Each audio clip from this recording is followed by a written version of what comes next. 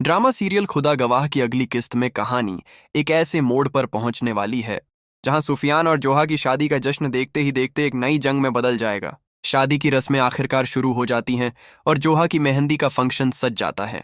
लेकिन जोहा के दिल में अभी भी शहरी बेगम को लेकर शक बरकरार है। वह अपनी माँ से साफ कहती है कि उसे शहरी आंटी बिल्कुल ठीक नहीं लगती, जरूर हमसे कुछ न कुछ छिपा रही हैं। इतना ही नहीं, जोहा अपनी माँ से बेहद चालाकी से कहती है कि उसे एक बार इस घर में जाने दिया जाए, फिर वह खुद देख लेगी कि असल में चल क्या रहा है।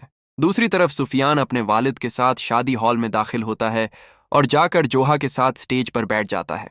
लेकिन दूर खड़ी जायशा के लिए यह मंजर किसी दर्द से कम नहीं होता। अपने सामने सुफियान को किसी और का होते देखना उसके लिए बेहद मुश्किल हो जाता है।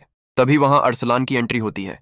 अरसलान जायशा की हालत देखकर उसे ताना मारता है कि अभी तक सुफियान की इतनी फिक्र है, क्या अब भी उससे कोई उम्मीद लगाकर बैठी हो। यह सुनते ही जायशा का गुस्सा सातवें आसमान पर पहुंच जाता है। वह अरसलान को करारा जवाब देते हुए कहती है कि अब तो कुछ शर्म कर लो, तुम्हारा भाई दूल्हा बना बैठा है। लेकिन अरसलान उसकी मजबूरी और बेबसी पर हंसने लगता है और उसे और परेशान करने की कोशिश करता है। उधर शादी में एक और बड़ा बवाल खड़ा हो जाता है। अरीशा अपने सगे भाई की शादी में आने से ही इनकार कर देती है।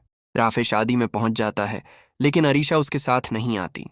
जब जोहा को अरीशा की गैर मौजूदगी का पता चलता है तो वह साफ कह देती है कि जब तक अरीशा नहीं आएगी मेहंदी की रस्म शुरू नहीं होगी। शहरी बेगम उसे समझाने की कोशिश करती हैं कि अरीशा आती ही होगी, इसलिए रस्म शुरू कर दो। लेकिन जोहा साफ शब्दों में कह देती है कि अरीशा शुरू से ही इस रिश्ते के खिलाफ थी और वह इस शादी से बिल्कुल खुश नहीं है।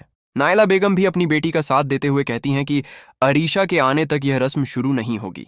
यह सब देखकर जायशा अंदर ही अंदर मुस्कुराने लगती है, लेकिन उसे क्या पता था कि शहरी बेगम उसकी मुस्कुराहट पड़ चुकी हैं।